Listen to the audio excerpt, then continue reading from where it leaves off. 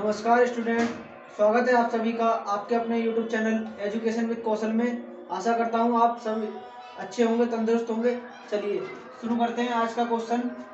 कल हमने कराया था प्रश्नावली 1.2 का पहला क्वेश्चन, आज कराएंगे दूसरा क्वेश्चन। जैसा कि आपको स्क्रीन पर दिख रहा है, दूसरा क्वेश्चन क्या कहता है, पूर्णांकों के निम्नलिखित युग्मों के HCF और LCM ज्ञात कीजिए। ठीक है, हमें HCF और LCM ज्ञात करने हैं तथा इसकी जांच कीजिए कि संख्याओं का गुणनफल और HCF गुणा LCM है। ठीक है, ठीक है। तो क्या करना है, देखो हमें LCM और HCF निकालना हमने कल सीखा था। कल की वीडियो अगर आपने नहीं देखी है तो आई बटन पे ऊपर देख लीजिए। ठीक है, चलिए। तो पहला क्वेश्चन कहता है इसका 26 और 91 का HCF और LCM ज्ञात कीजिए तथा इसकी जांच कीजिए। दो संख्याओं का गुणनफल HCF गुणा LCM है। ठीक है, चलिए करते हैं। ठीक है, तो पहला क्वेश्चन हमारा ये 26 और 91 ये दिया है हमें ऊपर। ठीक है, तो हमें पहले 26 का वो निकाल लेंगे LCM। तो LCM कैसे कर लेंगे, 2 से कट जाएगा क्योंकि पीछे इवन है 1, तो ये कट जाएगा 3 से, यह आ गया 1। ठीक है, अब 91 को काट लेंगे तो 91 किससे कट जाएगा, अब देखो 2 से तो कटेगा नहीं, पीछे क्या है ऑड नंबर, तो पीछे तो 2 से कटेगा नहीं, 3 से कट जाएगा। इन दोनों को जोड़ दो 10 हो जाएगा, 10 3 के पाड़े में नहीं आता। अब देखते हैं किससे, 3 के बाद कौन सी होती है, 5, 5 से भी नहीं कटेगा। 7, 7 से देखते हैं, 7 एकम 7, देखो 7 से कट जाएगा, 7 एकम 7 और 2 बचा 7 तिया 21। ठीक है, अब 13 से कट जाएगा ये।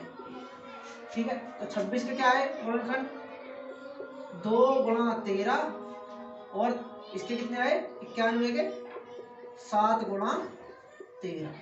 ठीक है, तो हम LCM कैसे निकालते थे, तो सबसे पहले HCF निकाल लेते हैं। HCF कैसे निकालते थे, जो इन दोनों में कॉमन होता है, तो कॉमन क्या हमारा 13 कॉमन हो गया। और LCM कैसे निकालते थे हम, LCM निकालते थे जो कॉमन हो उसे एक बार लिख देते हैं और जो बचा हो उसे उनकी गुणा कर देते हैं, 2 गुणा 7। ठीक है, यही तो है।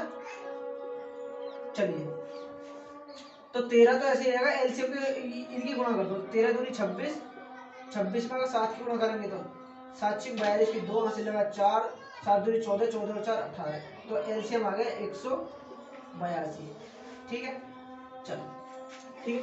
अब देखो एक चीज और कह रहा है हमारे क्वेश्चन में, इसकी जांच कीजिए कि दो संख्याओं का गुणनफल बराबर होना चाहिए HCF गुणा LCM। देखो जो हमारा HCF और LCM निकला है ना, दो संख्याओं का जो निकला है 26 और 91 का। ठीक है, तो इनका जो गुणनफल, इन दोनों का गुणा और HCF और LCM का गुणा दोनों बराबर होना चाहिए। ठीक है, ये कह रहा है जांच कीजिए। चलिए जांच कर लेते हैं, चलिए यहाँ कर लेते हैं, तो जांच यहाँ लिखते हैं जांच। तो क्या कह रहा है, दो संख्याओं का गुणनफल बराबर होना चाहिए HCF गुणा LCM। ठीक है, चलिए तो दो संख्या कौन सी है हमारे पास, 26 और 91, और HCF कितना निकला हमारा 13 और LCM कितना निकला हमारा 182। ठीक है, तो गुणा 182, तो 26 और 91 की गुणा कर लेते हैं पहले। तो 26 गुणा 91, तो एक तो 26 हो गया, तो 9 छिक्का 54, हासिल लगा 5, 9 दूनी 18, 18 और 5 23। ठीक है, तो 6 हो गया, 2 और 4 6, ये हो जाएगा 3 और ये हो जाएगा 2, तो इधर से निकल गया 2366। ठीक है, चलिए अब इसको गुणा करके देख लेते हैं। तो 182 की गुणा जब हम 13 में करते हैं तो 3 दूनी 6, 3 अट्ठे 24, हासिल लगा 2, 3 एकम 3, 3 और 2 5, 2 एकम 2 और 8 और 1। ठीक है, तो 6 आ गया, 4 और 2 6 आ गया, 8 और 5 13 की 3, हासिल लगा 1, 1 और 1 2, तो ये आ गया बराबर। ठीक है, ये आ गया बराबर। HCF और LCM का गुणनफल हो गया दो संख्याओं के गुणनफल के बराबर। ठीक है, तो ये हमारे काम आएगा आगे भी। ठीक है, इसे आप याद रखना कि दो संख्याओं का जो गुणनफल होता है वो एचसीएफ और एलसीएम के बराबर होता है। ठीक है, चलिए करिए नोट। चलिए अब इसे मुटो देते हैं, नेक्स्ट सवाल करते हैं। ठीक है, चलिए इसे लिखा जाइए। ठीक है, अब अगला सवाल क्या कहता है हमारा 570 वो 510 और 92। ठीक है, 510 और 92 तो इनका निकाल लेते हैं हम। तो 510 देखिए किससे जा रहा है, पहले 2 से चला जाएगा तो दो दूनी 4, 2 पंजे 10 और 2 पंजे 10। ठीक है, जो 5 आया पीछे तो किससे चला जाएगा, पहले देख लेते 3 से जा रहा है या नहीं जा रहा। तो 5 और 5 10 और 2 12, तो ये 3 से चला जाएगा, 12 के टेबल में आता है। तो 3 अट्ठे 24। ठीक है, कितना बचा 1, तो 15 और 5।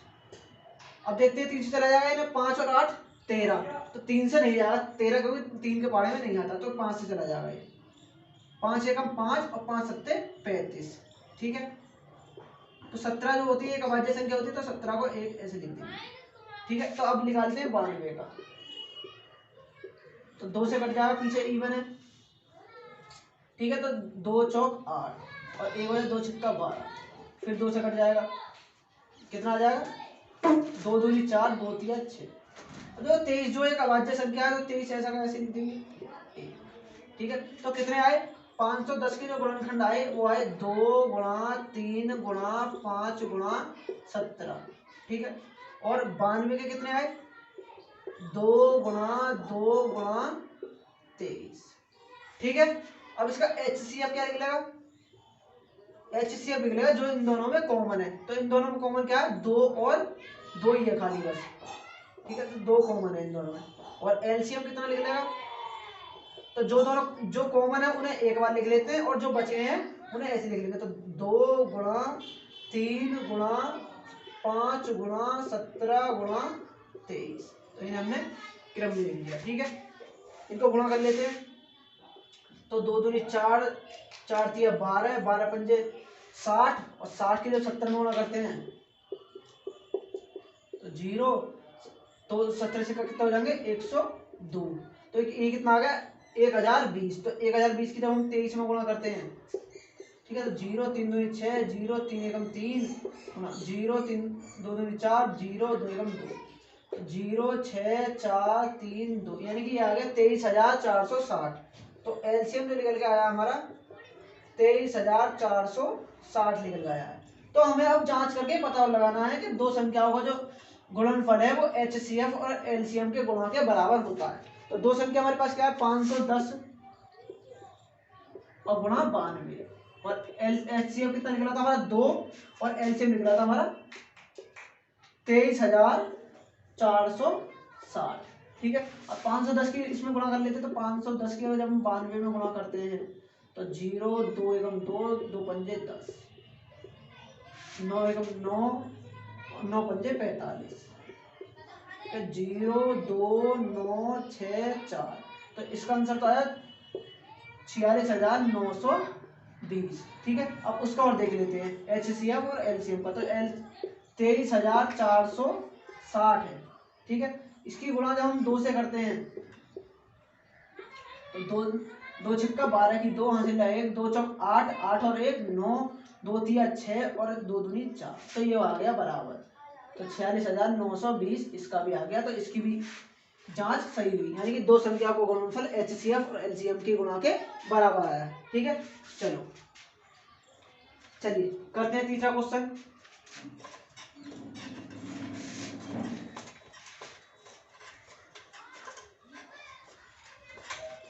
देखिए तीसरा सवाल है 336 और 54। ठीक है, 336 का निकाल लेंगे हम, गुणनखंड कर लेंगे। तो 2 से कट जाएगा एक। ठीक है, 2 एकम 2, 2 छिक्का 12 और कितना बचा 1, 2 अट्ठे 16। अब 2 से कट जाएगा, 2 अट्ठे 16 और 2 चौक 8। ठीक है, फिर 2 से कट जाएगा, 2 चौक 8 और 2 दूनी 4, फिर 2 से कट जाएगा, 2 दूनी 4 और 2 एकम 2, अब किससे कट जाएगा 3 से, 3 सत्ते 21, ठीक है। अब कट जाएगा 7 से, तो 7 एकम 7, ठीक है। 54 के कर लेते हैं, 54 में 2, ठीक है। तो 2 दूनी 4, 2 सत्ते 14। अब किससे कट जाएगा 7 और 2 9, तो 3 से कट जाएगा, तो 3 3 निम 27, फिर 3 से कट जाएगा और फिर 3 से कट जाएगा, ठीक है। ठीक है, तो 336 के क्या गुणनखंड आए, 2 गुणा 2 गुणा 2 गुणा 2 गुणा 3 गुणा 7, ठीक है। ये तो आए 336 के गुणनखंड। और 54 के गुणनखंड क्या है, 54 के गुणनखंड आए 2 गुणा 3 गुणा 3 गुणा 3, ठीक है। अब निकालेंगे HCF, ठीक है, HCF। अब HCF हमें देखना कॉमन क्या है इसमें, देखो 2 भी कॉमन है, ठीक है, और 2 है इसमें, नीचे नहीं है, तो 3, 2 और 3 कॉमन है, तो 2 गुणा 3 कॉमन है, ठीक है। ये कॉमन है, बचा क्या एलसीएम। तो एलसीएम देखेंगे पहले कॉमन क्या क्या है, 2 और 3 कॉमन है, तो 2 गुणा 3 लिख देंगे, एक एक 2 इसमें से काट देंगे, एक 3 इसमें से काट देंगे, एक 2 इसमें से काट देंगे, एक 3 इसमें से काट देंगे, ठीक है। बचा क्या बाकी संख्या, बाकी संख्या बची ये 3 2 बचे, तो 2 गुणा 2 गुणा 2, ठीक है। और क्या बचा इसमें 7 बचा, गुणा 7, और क्या नीचे क्या बचा 3 गुणा 3, तो 3 गुणा 3, ठीक है। अब एलसीएम तो हो गया 2 3 6, वो एचसीएफ तो हो गया 2 3 6। अब एलसीएम निकाल लेते हैं, तो 2 3 6, 6 दूनी 12, 12 दूनी 24 और 24 दूनी 48 और 48 सत्ते 48 सत्ते निकालना पड़ेगा, 7 8 56 की 6, यहाँ से लगा 5, 7 चौक 28, 28 और 5 33, ठीक है। 336 आ गया। अब 336 जब 3 में गुणा करते हैं तो क्या है, 3 6 18 की 8, वहाँ से लगा 1, 3 3 9 और 1 10 की 0, वहाँ से लगा 1, 3 3 9 और 1 10, 1008। अब 1008 की 3 में गुणा कर दो, 3 अट्ठे 24, यहाँ पे 2 आ जाएगा, यहाँ पे 0 आ जाएगा, यहाँ पे 3 आ जाएगा। तो ये आया कुल मिला के हमारा निकल गया एलसीएम 3024, ठीक है। अब ये आ गया। अब हमारा एलसीएम एचसीएफ तो निकल गए। अब निकालेंगे दो संख्याओं का गुणनफल एचसीएफ और एलसीएम के बराबर होता है। तो दो संख्या हमारे पास क्या क्या है, 336 और 54, और एलसीएम एचसीएफ क्या 6 गुणा 3024। अब इसकी गुणा इसमें कर लेते हैं, 336 की गुणा जब हम 54 में करेंगे तो 4 छिक्के 24, 4 तिया 12 और 2 14, 4 तिया 12 और 1 13, ठीक है। 5 छिंग 30, 30 की 0, वहाँ से लगा 3, 5 तिया 15 और 3 18, वहाँ से लगा 1, 5 तिया 15 और 1 16, ठीक है। ये आ गया 4 4 8 और 3 11 की 1, यहाँ से लगा 1 और 1 2 2 और 6 8 8 और 1, ये आ गया इसका 18144, ठीक है। इसका आ गया 18144, ठीक है। अब नेक्स्ट देखते हैं अगला 3024 में जब हम 6 की गुणा करेंगे, ठीक है, 6 चौक 24 की 4, यहाँ से लगा 2, 6 दूनी 12, 12 और 2 14, क्योंकि यहाँ पे 0 है तो 14 आ जाएगा यहाँ पे, तो 6 तिया 18, तो इसका भी आ गया 18144, यानी कि ये भी हमारी जांच सही निकली, ठीक है, ठीक है। ये भी हमारी जांच सही निकली। तो आपको पता लग गया दो संख्याओं का गुणनफल जो होता है वो एचसीएफ और एलसीएम के गुणा के बराबर होता है, ठीक है। चलिए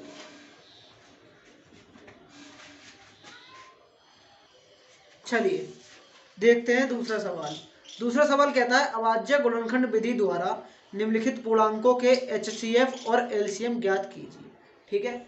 अभाज्य गुणनखंड द्वारा करने हैं, ठीक है, हम जानते हैं कल के क्लास में हम कर चुके हैं, ठीक है। तो देखते हैं पहला क्वेश्चन।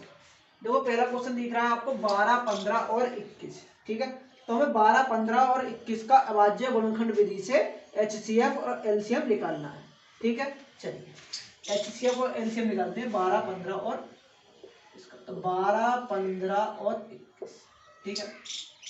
तो 12 का जब हम निकालेंगे तो 2 से कट जाएगा 2 3, 2 से कट जाएगा 3, 3 से कट जाएगा 1, ठीक है।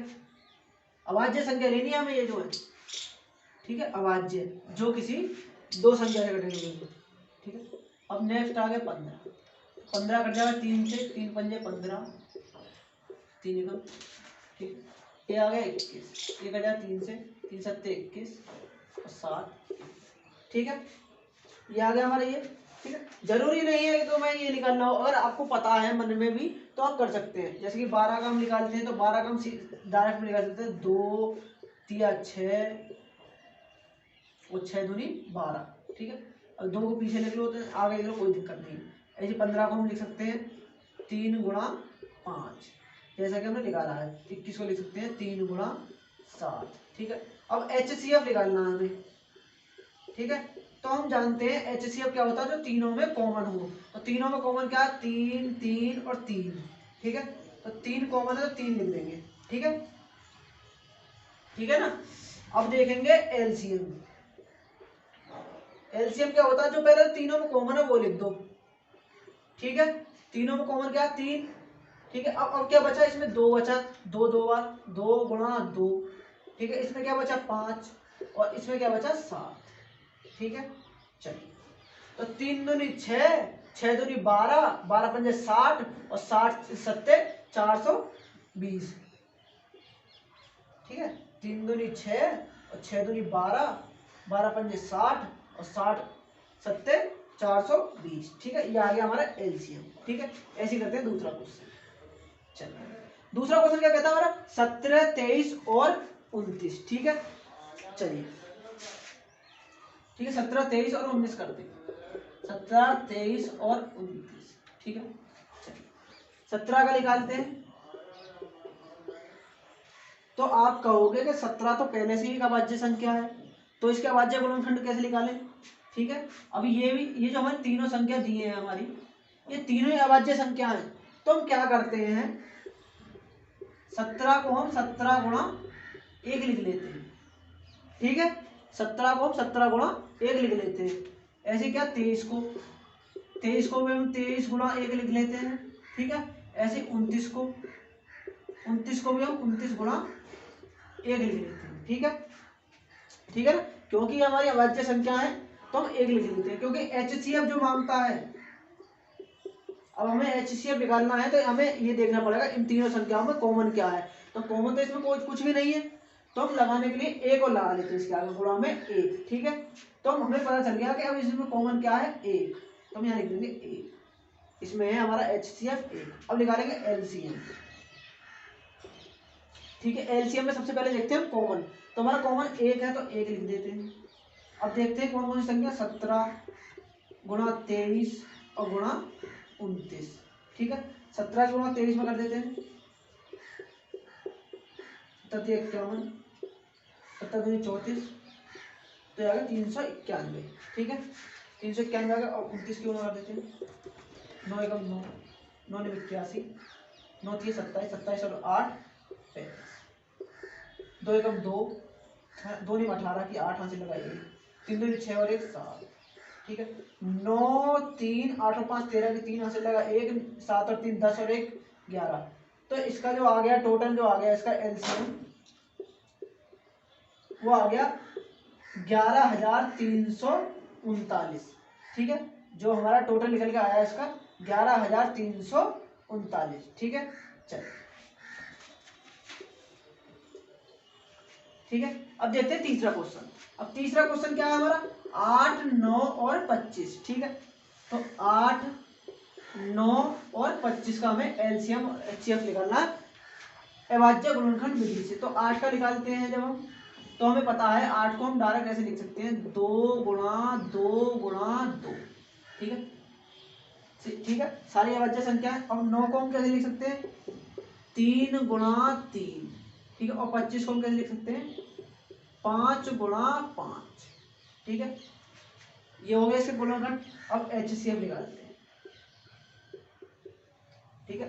अब HCF निकालते हैं तो हम क्या देखते हैं कि इन तीनों संख्याओं में कॉमन क्या है। तो कॉमन तो हमारा कुछ भी नहीं है, कॉमन तो हमारे इसमें कुछ भी नहीं है। तो हम क्या करते हैं, इसमें 1 की गुणा और कर लेते हैं, 1 गुणा 1 गुणा 1, ठीक है। चलिए, तो हमारा HCF हो गया 1, ठीक है।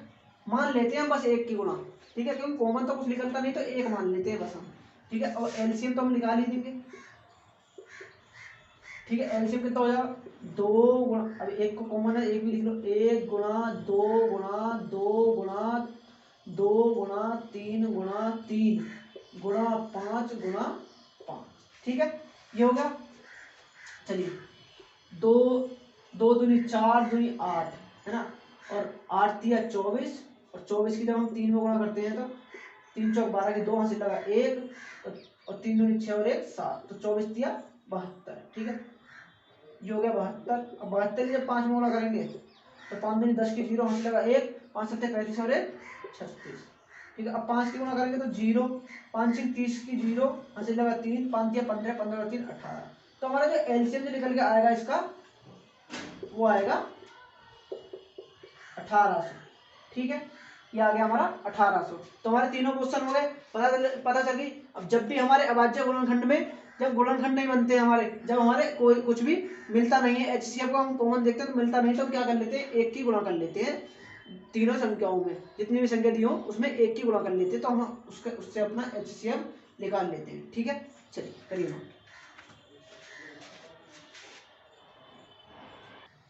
चलिए देखते हैं चौथा क्वेश्चन। चौथा क्वेश्चन कहता है हमारा HCF 306,657 बराबर 9 दिया है, ये हमें HCF दिया है।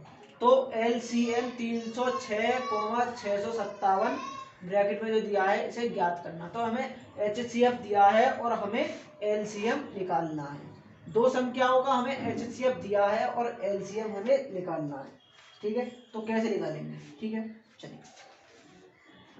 ठीक है, देखिए हमें HCF जो हमारी दो संख्याएं 306 और क्या 657, ये हमें दिया है 9। ठीक है, LCM हमें निकालना है ये संख्या। ठीक है, ये हमें LCM निकालना है। ठीक है, इतनी बात क्लियर है। चलिए अब देखते हैं, हम जानते हैं कि दो संख्याओं का गुणनफल HCF और LCM के गुणा के बराबर होता है। ये तो हमने पढ़ा था अभी पिछले क्वेश्चन में। तो यहाँ पे लिख देंगे दो संख्याओं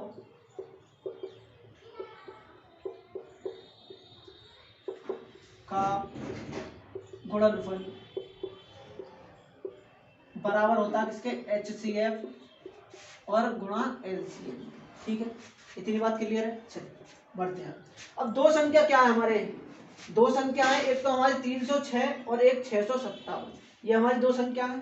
तो यहाँ पे लिख देंगे 306 गुणा 657, ये हमारी दो संख्या है क्योंकि। ठीक है, चलिए अब HCF हमें दे रखा कितना 9, LCM हमें निकालना है तो हम LCM को ऐसा ही रहने देंगे। ठीक है, चलिए अगर 9 को हम इधर ले आते हैं तो ये अपॉन में आ जाता है। ठीक है, इसके बटे में आ जाएगा, तो 306 गुणा 657 बटे 9। ठीक है, अब देखते हैं 9 से कौन सा कटता है, ये कटता है ये कटता है। ठीक है, चलिए तो इससे देखते हैं पहले। ठीक है, तो इससे देखते हैं, तो 9 तिया 27 और बचा 4, तो 9 चौक 36, सॉरी 9 चौक 36, तो ये तो कट गया। तो 34 गुणा 657 हो गया। ठीक है, 34 की गुणा इसमें कर देते हैं, आ जाएगा आंसर। तो 657 9 34, 4 सत्ते 28 की 8 हासिल लगा 2, 4 पंजे 20 और 2 22 की 2 हासिल लगा 2, 4 छिक्के 24, 24 और 2 28। ठीक है, 3 सत्ते 21 की 1 हासिल लगा 2, 3 पंजे 15, 15 और 2 17 की 7 हासिल लगा 1, 3 6 18 और 1 19। ठीक है, तो 8 3 8 और 7 15 की 5 हासिल लगा 1। ठीक है, हासिल लगा 1, तो ये हो गया 3 और 9 12 की 2 हासिल लगा 1 और 1 और 1 2। तो आंसर आ जाएगा हमारा LCM जो आ जाएगा 22,538। ठीक है, 22,538 आ जाएगा हमारा इसका आंसर। ठीक है, चलिए आई बात समझ, चलिए करो। चलिए देखते हैं पांचवा क्वेश्चन। देखिए पांचवा क्वेश्चन क्या कहता है, जांच कीजिए कि क्या किसी प्राकृतिक संख्या n के लिए संख्या 6n अंक 0 पर समाप्त हो सकती है। ठीक है, तो क्या कहता है, पहले क्वेश्चन को समझते हैं। ठीक है, चलिए क्या कहता है क्वेश्चन, कि किसी प्राकृतिक संख्या n के लिए संख्या 6 की पावर n अंक 0 पर समाप्त हो सकता है। तो 6 की पावर n, जैसे ये हमारे 6 की पावर n है, ठीक है। तो n तो हम किसी भी मान सकते हैं, n को हम 1 2 3 4 5 6 10 कुछ भी हो सकता है। यानी कि 6 की पावर जैसे हमने 1 करी तो ये हो रहा है 6 आ रहा है यहाँ पे, ठीक है। और यहाँ पे हमने 6 की पावर 2 करी तो 6 गुणा 6 हमारा हो गया 36, ठीक है। और हमने 6 की 3 करी तो 6 गुणा 6 गुणा 6 तो यह 216, ठीक है। तो हम जो देख रहे हैं, जब 6 की पावर 4 करोगे तो 6 गुणा 6 गुणा 6 गुणा 6, तो यानी कि पीछे जो आएगा वो 6 ही आएगा। देख रहे हो आप, जैसे कि 1 करा तो 6 आया, 2 करा तो 6 आएगा, 3 करा तो 6 आएगा, 4 करा तो 6 आएगा, ठीक है, ठीक है। तो 6 की तो संख्या 6 की पावर n अंक 0 पर समाप्त हो सकती है, ठीक है। तो हमें सिद्ध करना है, तो हम ऐसे तो लिखेंगे नहीं कि हमने ये लिख दिया तो वो एग्जामिनर समझ जाएगा कि हाँ जी इन्हें लिख दिया, सही कर दिया। ऐसे नहीं लिखना, हमें एक्सप्लेन करना है। एक्सप्लेन कैसे करेंगे, ठीक है, सही। तो ऐसे तो हमें 6 आएगा नहीं, हम तो पता है जैसे कि, ठीक है।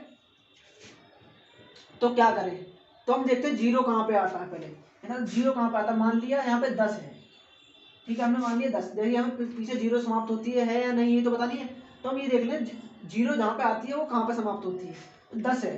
तो 10 के गुणनखंड क्या बनेंगे, 2 गुणा 5, ये तो गुणनखंड बनेंगे, ठीक है। और जैसे कि और कुछ मान लो, चाहे 20 मान लो, ठीक है। तो 20 को हम कैसे लिख सकते हैं, 2 गुणा 5, ठीक है ना। आ रही है ना बात समझ में। हम चलो आप ले लो 40 ले लो, ये पीछे 0 पर समाप्त हो रही है ना, तो ये कैसे समाप्त होगा, 2 गुणा 2 गुणा 2 गुणा 5, ठीक है ना। इतनी बात आ रही है समझ में। आप कुछ भी ले लो, 80 ले लो, चलो 80 क्या 100 ले लो, तो 100 को हम क्या लिख सकते हैं, 2 गुणा 2 गुणा, ठीक है, 5 गुणा 5, ये तो लिख सकते हैं। यानी कि तुम्हें ये देख के समझ में आ रहा होगा 0 जब ही आता है जब 2 और 5 आपस में मिल रहे हो। देखो 2 और 5 आपस में हर जगह मिल रहे हैं, ठीक है। यानी कि जिसके भी हम पीछे 0 हो उनके गुणनखंडों में 2 और 5 आ रहे हैं, ठीक है। और जब हम 6 की पावर करते हैं, ठीक है, तो जब 6 के हम देखते हैं तो देखो 6 की पावर n है, ठीक है, ठीक है। और 6 को हम देखते हैं, 6 को हम ऐसे लिख सकते हैं 2 गुणा 3, ठीक है ना। तो 2 गुणा 3 आ रहा है इसमें, तो 2 गुणा 5 नहीं आ रहा। जहां 2 गुणा 5 आएगा वहीं जो है हमारा पीछे 0 आएगा। इतनी बात समझ में आ रही है, ठीक है। तो ये तो हमारा हो गया ऐसे तरीका, हमारा मुझे समझाने वाला तरीका। अब एग्जामिनर को कैसे लिखेंगे, हम कॉपी में कैसे लिखेंगे जब उसमें, जिससे एग्जामिनर समझ पाए, ठीक है। तो चलिए, ये तो हमारी बेसिक नॉलेज हुई, जैसे हमारा 0 आएगा और 6 में 0 नहीं आएगा, ये बात हो गई, ठीक है। तो एग्जामिनर जो समझ पाएगा वो वाली भाषा लिखते हैं, ठीक है, ठीक है। चलिए, तो यहाँ पे लिख देते हैं आंसर, ठीक है। तो हम लिख देते हैं कोई भी संख्या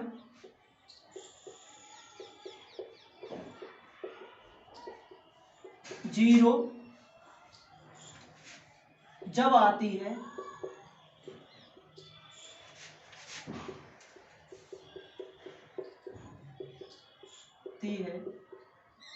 तब उसके गुणनखंडों में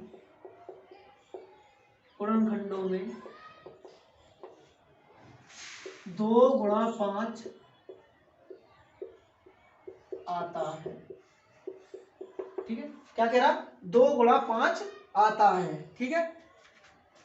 2 गुणा 5 आता है, यानी कि 2 गुणा 5 आने चाहिए उसके गुणनखंडों में, ठीक है। तो हमारे 6 की पावर n है, मान लिया हमारे 6 की पावर n है, ठीक है। तो 6 की पावर n को हम 2 गुणा 3 लिख सकते हैं, तो हमारा 2 गुणा 5 नहीं आया, ठीक है, 2 गुणा 5 तो नहीं आया।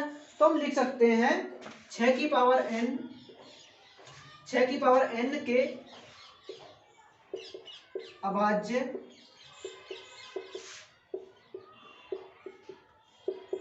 गुणनखंडों में 5 नहीं है। अब 2 तो है ना, 2 तो है, 5 नहीं है,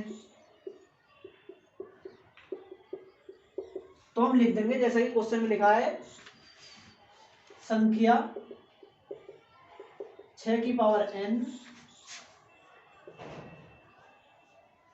अंक 0 पर समाप्त नहीं हो सकती है। ठीक है, आगे बात समझ में। चलिए देखते हैं छठा क्वेश्चन। छठा क्वेश्चन कहता है व्याख्या कीजिए कि 7 गुणा 11 गुणा 13 प्लस 13 और 7 गुणा 6 गुणा 5 गुणा 4 गुणा 3 गुणा 2 गुणा 1 प्लस 5 भाज्य संख्याएं क्यों हैं। ठीक है, भाज्य संख्याएं क्यों हैं। अब हमें बताना है, ये हमें 2 संख्या दे रखी है, हमें ये बताना है कि भाज्य संख्या क्यों है, यानी कि ये भाज्य संख्या तो है और हमें बताना क्यों है। ठीक है, तो आपने कल पढ़ा था कि भाज्य संख्याएं वो संख्याएं होती हैं जो 2 से अधिक संख्याओं के साथ करती हैं, या 2 से अधिक संख्याओं के साथ करती हैं। ठीक है, जैसे कि हमारे पास 4 था। ठीक है, तो 4 हमारा एक तो 2 से कट जाता था, एक 4 से कट जाता था और एक 1 से कट जाता था। ठीक है, ठीक है। और जैसे कि और मान लो, जैसे कि हमारा 6 है, 6 एक 2 से कट जाता था, एक 3 से कट जाता था, एक 1 से कट जाता था, तो ये होती है भाज्य संख्या। ठीक है, चलिए ये हमने कल पढ़ा दिया था, आप कल की वीडियो में देख सकते हैं, ऊपर आई बटन पर क्लिक करके। ठीक है, चलिए सबसे पहले देखते हैं ये वाला पहला क्वेश्चन, जिसमें पहला क्वेश्चन दे रखा 7 गुणा 11 गुणा 13 प्लस 13। ठीक है, हमें बतानी है ये भाज्य संख्या है क्यों।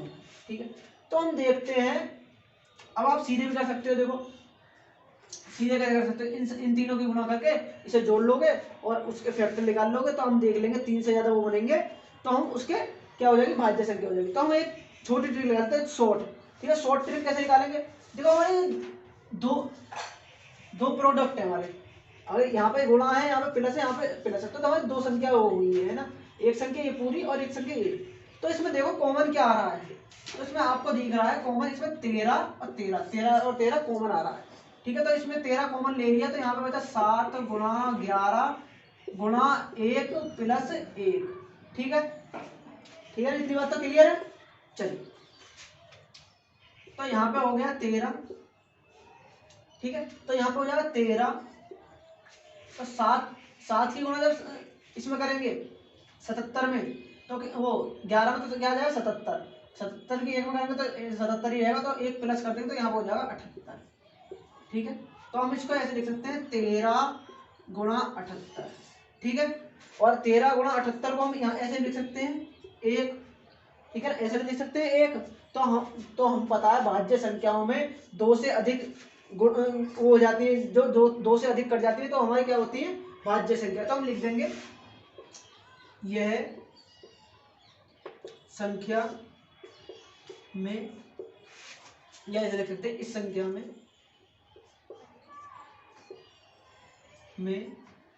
2 से अधिक गुणनखंड हैं, इसलिए ये भाज्य संख्या है। ठीक है, अब ये 3 बने हैं, और भी बन सकते हैं, 78 को और तोड़ोगे तो और भी बन जाएंगे। ठीक है, अभी तो हमने 3 दिखाई है, हमें क्या भाज्य संख्या दिखानी है, भाज्य संख्या में 3 संख्या दिखानी होती है, 3 संख्या दिखाती है, अभी तो और भी कट जाएंगे, 78 के और फैक्टर हो जाएंगे। ठीक है, अब देखते हैं दूसरा क्वेश्चन। ठीक है, जो दूसरा क्वेश्चन देगा 7 गुणा 6 गुणा 5 गुणा 4 गुणा 3 गुणा 2 गुणा 1 प्लस 5। ठीक है, अब ये भी हमारे 2 प्रोडक्ट बनने हैं। ठीक है, तो इनमें से देख लेंगे कॉमन क्या है हमारा, तो हमारा 5 कॉमन है, 5 इसमें भी आ रहा है, 5 इसमें भी आ रहा है। ठीक है, तो 5 कॉमन ले लेंगे, बचा गया 7 गुणा 6 गुणा 4 गुणा 3 गुणा 2 गुणा 1, जमा में आ जाएगा 1। ठीक है, ठीक है, तो देखो जब इसे गुणा करके प्लस करेंगे तो एक प्रोडक्ट ये बन जाएगा और एक प्रोडक्ट ये जो आएगा ये बन जाएगा, ये आप गुणा कर लेंगे। ठीक है, और गुणा में लिख देंगे 1, तो इसमें भी हमारे कितने बन गए, 3 प्रोडक्ट। ठीक है, तो हम यही बात यहाँ लिख देंगे, कि इस संख्या में भी 2 से अधिक गुणनखंड है, इसलिए यह हमारी भाज्य संख्या है। ठीक है, चलिए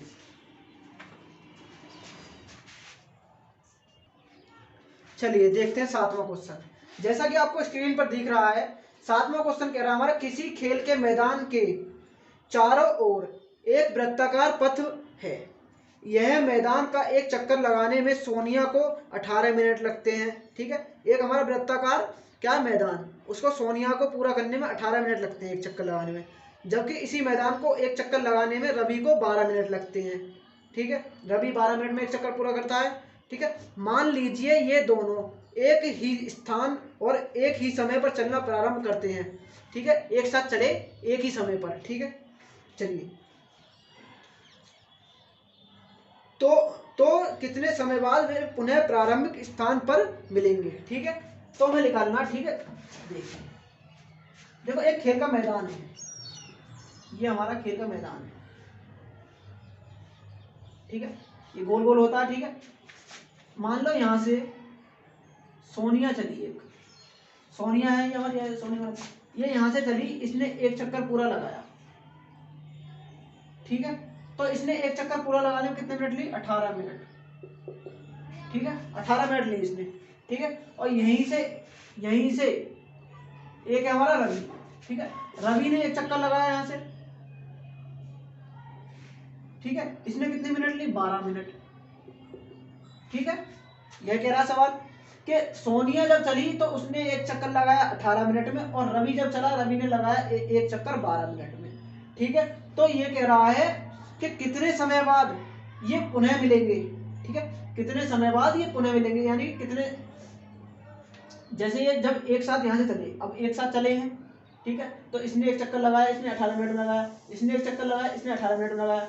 तो देखो जैसे सोनिया अब एक चक्कर 18 मिनट में लगाती है, तो जब दूसरे चक्कर में जाएगी, तो दूसरे चक्कर में सोनिया गई। ठीक है, तो कितने मिनट में हो जाएंगे उसके, 36 मिनट। ठीक है, ऐसे ही जब रवि हमारा दूसरा चक्कर लगाएगा तो कितने मिनट लगा, 24 मिनट में। ठीक है, यदि सोनिया लगाएगी तो कितना हो जाएगा, 18 36 38 54 मिनट में। ठीक है, और जैसे हमारा रवि लगाएगा, ठीक है, रवि ने एक चक्कर लगाया, तो ठीक है, तो रवि ने एक चक्कर तो 12 मिनट में लगाता, दो चक्कर 24 मिनट में, और तीसरा चक्कर 36 मिनट में, यानी 36 मिनट में वो इसी पोजीशन पर आ जाएगा। ठीक है, और 36 ही मिनट में सोनिया भी इसी पोजीशन पर आ जाएगी, यानी कि 36 मिनट बाद ये रवि और सोनिया एक साथ मिल जाएंगे। ठीक है, ये हुई हमारी टेक्निकल बात। चलिए अब देखते हैं, अब समझते हैं सवाल कैसे करें। ठीक है, ये तो हमारी बात होगी ऐसी कि हाँ जी ऐसे ऐसे चक्कर लगाए। ठीक है, तो सोनिया ने 2 चक्कर लगा दिए और रवि ने 3 चक्कर लगा दिए, तो वो आपस में आके मिल गए। ठीक है, बात समझते हैं। ठीक है, तो आपको देखता देखो ऐसे और देख लेते हैं। ठीक है, सोनिया ने हमारे 2 चक्कर लगाए, वो 12 मिनट में एक चक्कर लगाया, 24 मिनट में दूसरा चक्कर लगा दिया उसने, है, और तीसरा चक्कर लगा दिया 36 मिनट में। ठीक है, ठीक है, ऐसे ही हमारा रवि चला, ये चक्कर लगाती रहेगी। ठीक है, रवि चला, रवि ने 18 मिनट में लगाया और एक लगाया 36 मिनट में। ठीक है, 36 मिनट में लगाया, और ये भी ऐसे चलता है। तो हमने देख लिया ये जो पहली बार मिल रहे हैं वो मिल रहे हैं 36 मिनट में, आगे भी मिलेंगे जाके। अब जो हमें देखना बस पहली बार कब मिलेंगे। तो आपको ये दिख नहीं रहा कि हम यहाँ पे क्या कर रहे हैं, हम यहाँ पे निकाल रहे हैं एलसीएम। एलसीएम में भी तो हम यही करते हैं, जब हमें एलसीएम निकालना हो, जैसे कि हमने पूछा 15 और 18 का एलसीएम निकालना, तो हम क्या करते हैं, एलसीएम का क्या मतलब होता है, एलसीएम लीस्ट कॉमन मल्टीप्लाई, यानी कि छोटा कॉमन मल्टीप्लाई जो उसके पहाड़े में आता हो। तो हमने भी यहाँ पे यही तो करा है, हमने 12 का पहाड़ा लिखा, 12 दूनी 24, 12 के 36, और 18 का 18, 18 में 36, जो हमारा सबसे छोटा कॉमन आया वो हमने लिख दिया। ऐसे तो करते थे हम इसमें पहाड़ा पढ़ के। ठीक है, तो ऐसे इसने यहाँ पे करा है। ठीक है, चलिए तो समझते हैं बात। ठीक है, तो यहाँ पे लिख देंगे सोनिया ने एक चक्कर लगाया कितने मिनट में, 12 मिनट। ठीक है, ऐसी रवि की लिख देंगे कितना, 18 मिनट में। ठीक है, चलिए अब इन दोनों का हम एलसीएम निकाल देंगे, जो एलसीएम आएगा हमारा आंसर हो जाएगा। ठीक है, अब 12 और 18 का जब हम एलसीएम निकालते हैं, या तो ठीक है 12 का निकालेंगे जब, तो देखो 12 का जब हम निकालेंगे तो 12 2 से कट जाएगा, ये 2 छिक्का 12, 2 तिया 6 3, ठीक है। तो 12 के तो आ जाएंगे कितने, 2 गुणा 2 गुणा 3, ठीक है। और 18 के कितने आ जाएंगे, 18 का 2 निम 18 3, ठीक है। 18 का हो गए 2 गुणा 3 गुणा 3, ठीक है। इतनी बात क्लियर है। चलिए अब ठीक है, अगर हम HCF निकालते हैं इसमें, तो HCF क्या था, जो दोनों में कॉमन आता है। दोनों में कॉमन क्या है, एक तो 2 कॉमन है और एक 3 कॉमन है। तो यहाँ पे हमारी HCF की बात हो ही नहीं रही, तो हम क्यों निकालें, तो हम निकाल देंगे LCM, ठीक है। तो LCM जब निकालेंगे तो इसमें पहले देखेंगे कॉमन क्या क्या है, एक तो 2 कॉमन है, एक 3 कॉमन है। तो 2 को ऐसे लिख देंगे एक बार और 3 को भी एक बार लिख देंगे, ठीक है। बचा क्या यहाँ पर, यहाँ से 2 बचा, यहाँ से 3 बचा, तो यहाँ पर 2 लिख देंगे, यहाँ पर 3 लिख देंगे, ठीक है। अब इसकी मल्टीप्लाई कर देंगे, 2 तिया 6, 6 दूनी 12 और 12 तिया 36, तो हमारा क्या लिखा 36, ठीक है। 36 लिखा, तो हम लिख देंगे साफ साफ हिंदी में, दोनों ऐसे लिख दो, रवि और सोनिया 36 मिनट बाद दोबारा मिलेंगे, ठीक है। 36 मिनट बाद दोबारा मिलेंगे, ठीक है। करिए नोट, ये हो गया आपका 7वां क्वेश्चन। चलिए आपने नोट कर लिया होगा, कर लेना बाकी है ना, ठीक है। चलिए ये प्रश्नावली यही खत्म होती है, तो आज की क्लास में यही खत्म करते हैं। तो धन्यवाद जुड़ने के लिए। चलिए।